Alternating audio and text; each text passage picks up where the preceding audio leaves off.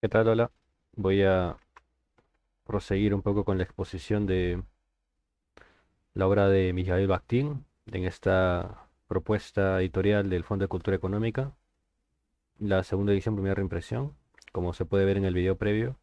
Pero quería detenerme un poco más en las citas para poder analizarlo y repasar algunas ideas que estuve comentando hace aproximadamente una semana. A ver, vamos a leer esta cita de acá. Dostoyevsky, al igual que el Prometeo de Goethe, no crea esclavos carentes de voz propia como lo hace Zeus, sino personas libres capaces de enfrentarse a su creador, de no estar de acuerdo con él y hasta de oponérsele. Bien, la clase pasada vimos la clase.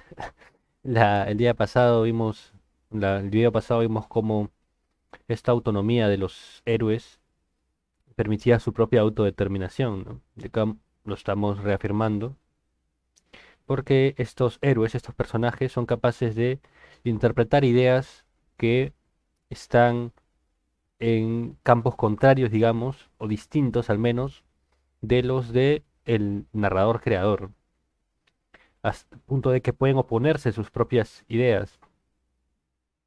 Eh, Interesante, ¿no? Cómo es capaz de Bakhtin advertir esto, ¿no? En la obra de Dostoyevsky. Eh, que claro, ¿no? En las novelas del siglo XIX, ¿no? Al menos en el caso latinoamericano, que yo me recuerde, ¿qué pasa con estos personajes que piensan distinto a la voz del narrador? No sé, de pronto los hay.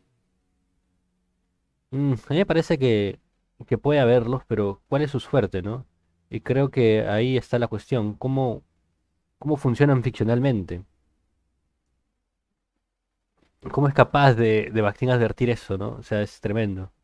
La pluralidad de voces y conciencias independientes e inconfundibles, la auténtica polifonía de voces autónomas viene a ser en efecto la característica principal de las novelas de Dostoyevsky.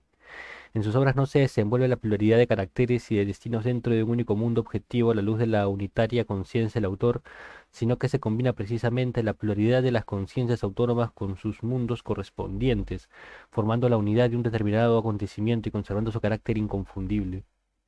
Los héroes principales de Dostoyevsky efectivamente son, según la misma intención artística del autor, no solo objetos de su discurso, sino sujetos de dicho discurso con significado diferente. Estas cuestiones, ¿no? O sea, claro, eh, Bakhtin advierte que Dostoyevsky no es el primero, dirá, ¿no? En Byron, esta idea entre el personaje y el narrador ya están de algún modo ubicados en la tradición.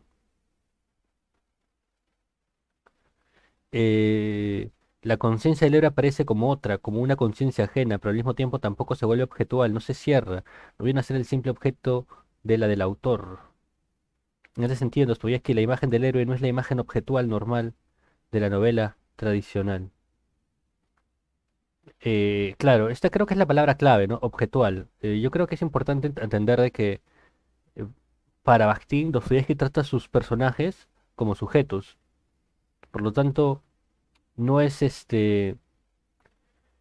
no es una idea lineal, no es una idea maniquea, digamos, ¿no? Como posiblemente sí se representaba en el siglo XIX normalmente. Es decir, eh, un personaje es maniqueo, pues cuando eh, su posición ideológica es estable, lineal, simple, ¿no? En las obras de Dostoyevsky no, porque, ¿por qué? No es la cuestión, ¿no? Yo creo que tiene que ver con, primero, ese tratamiento que hace Dostoyevsky de la escenificación del personaje, ¿no? O sea, cómo lo trata como si fuese un sujeto teatral, que no es un discurso, no es netamente un lenguaje lingüístico, digamos, sino es un lenguaje que tiene que ver con el diálogo y con por tanto, el acontecimiento del diálogo, ¿no? Todo el espacio que envuelve esa interacción. El sujeto, en tanto, está frente a otro sujeto, por un lado. ¿Qué iba a decir? En fin. eh, no es objeto, y aparte además, claro, encarna, recordemos que Bakhtin tiene también una concepción carnavalesca del mundo, tiene también una lectura de la tradición popular en la época medieval. Entonces, el espacio donde ubica a sus personajes no solamente es carente de estructuras, como mencioné, sino que más bien es una suerte de parodia de las estructuras, en donde estas no son eh, lineamientos estancos, sino que están en constante dinamismo. No es algo tradicional. A ver, ¿qué más tenemos por acá? Mundo de sujetos autónomos. Solo a la luz de la finalidad artística principal de Dostoyevski puede ser comprendido el carácter profundamente orgánico, lógico, íntegro de su poética. Claro, esta idea de la... ¿Cuál es la finalidad de Dostoyevski? Se dice, ¿no? O lo que entiendo por lo que he leído de Bakhtin es que Dostoyevski busca representar ideas de, digamos, la Rusia o la URSS de entonces, ¿no? O sea, perdón, la Rusia, digamos, ¿no? La Rusia de entonces. Cómo es capaz de captar la tensión social del momento, la tensión política y volverla lenguaje artístico. Y tiene que ver, pues, con procesos de ideas o con historicidad de ideas que rastrea y que, pues, trata de poner en cuestión o en una especie de espacio de experimentación.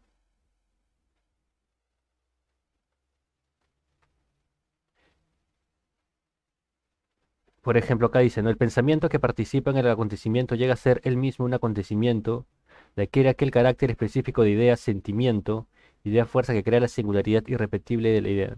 O sea, claro, o sea, la idea fuerza, idea sentimiento, claro, y son, los héroes son conceptualizados entonces como ideólogos, como agentes ideológicos. Por eso es que se habla de polifonía, ¿no? Y por eso es que es también importante, ¿no? Entender que estos acercamientos de Bakhtin o estas ideas de Bakhtin tienen mucha cabida en el espacio heterogéneo latinoamericano, ¿no? Eso es un día aparte de una lectura más personal. ¿Cómo es que para Bakhtin la polifonía, la heterogeneidad de voces es encausada por un ego eh, creador, un ego creativo sobre todo, y que sin embargo, pues, el ego creativo respeta esa diferencia, ¿no? Claro, y esto es pues contrario, digamos, a tesis monológicas en donde... Y esto tiene mucha pues lectura marxista, por supuesto, tiene un correlato político, estatal, y en donde pues ese ego que vendría a ser una suerte de estado, ¿no? Estado literario, digamos, no es eh, monologista, es decir, no niega la condición de esta otredad de voces, sino pues la respeta y le da su lugar, ¿no? Mira, acá dice, ¿no? En realidad los elementos más dispares de las obras de Dostoyevsky se distribuyen entre varios mundos y varias conciencias con derechos iguales. No se dan en un mismo horizonte, sino en varios, completos y equitativos, y no es el material inmediato, sino estos mundos, estas conciencias con sus horizontes los que se combinan en una unidad suprema, es decir, en la unidad de la novela polifónica. Épico, ¿no? O sea, es encerrar, o sea, es ver a la obra pues como una suerte de pequeño estado o de espacio total, totalizante, universal, que tiene su propia cosmovisión y que respeta las diferencias, ¿no? Sin embargo, ahí se da la totalidad. Eh, claro, y la idea de cosmovisión, eh, de totalidad, tiene que ver también con la celebración, con la risa, con lo carnavalesco, que entendemos, ¿no? Ya en contexto que Bakhtin le interesa, ¿no?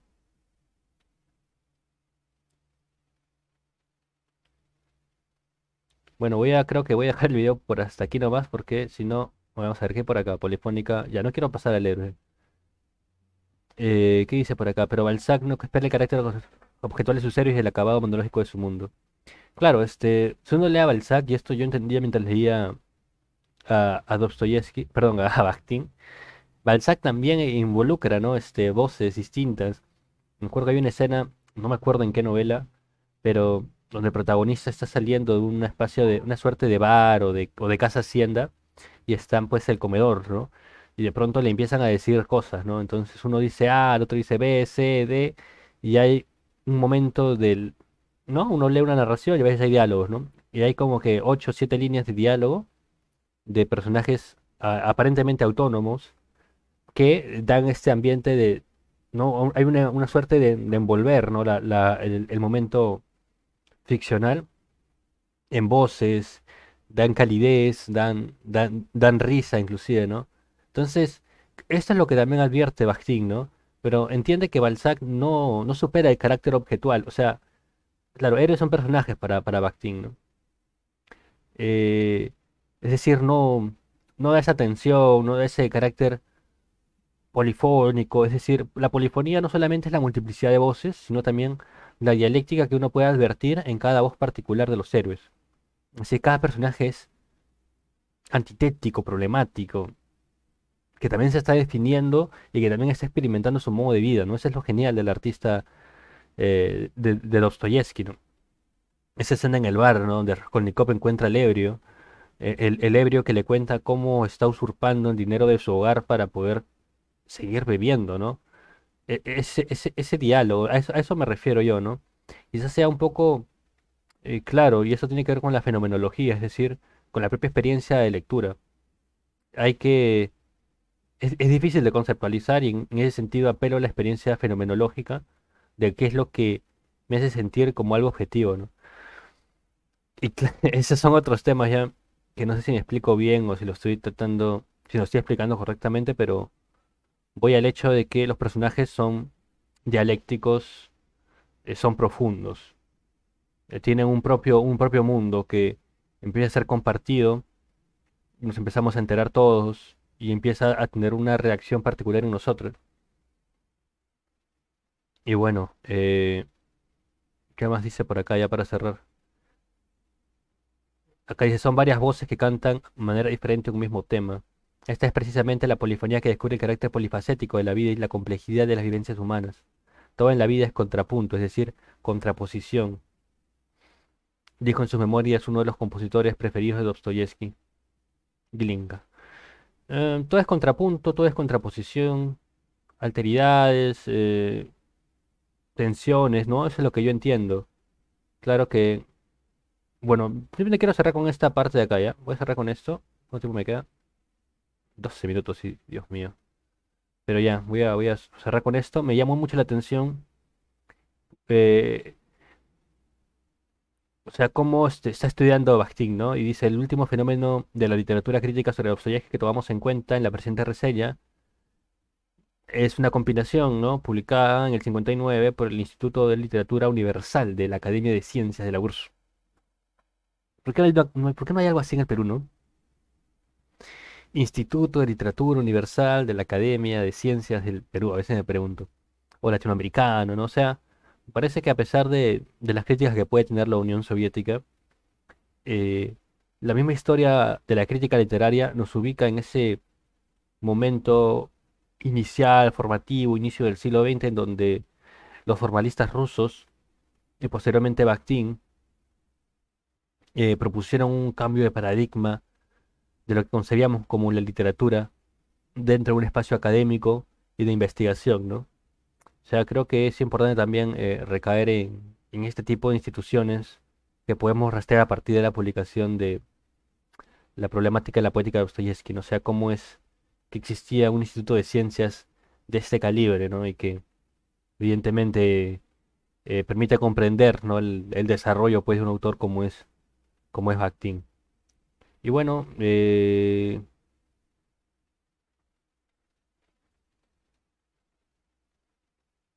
dice acá? La unidad supraverbal, supravocal y supracentual de la nueva polifónica permanece oculta. ¿Qué quiere decir unidad supraverbal, supravocal? A ver, pero la conciencia de los críticos y los investigadores aún ahora aparece subyugada por la ideología de los héroes de Dostoyevsky. Claro, ¿no? O sea, eh, los críticos por lo general investigan a la obra de Dostoyevsky, y esto lo dice Bakhtin, a partir de perseguir a un personaje, ¿no? Eh, este personaje presenta tal ideología, y se cierran mucho en la concepción unitaria de la voz de cada personaje y no se dan cuenta de que es una sumatoria de voces.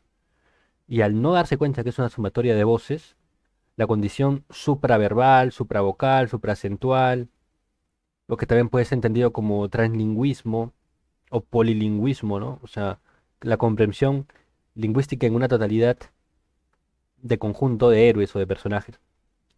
Entonces, si se hace eso, si no se entiende, si se busca entender esta polifonía a partir de un solo héroe, a partir de una sola voz, pues se cae en un monologismo y que, por un lado, no sé si lo dije en la anterior sesión, eh, se cierra el debate en una interpretación filosófica o psicológica de la obra limitada a un solo personaje.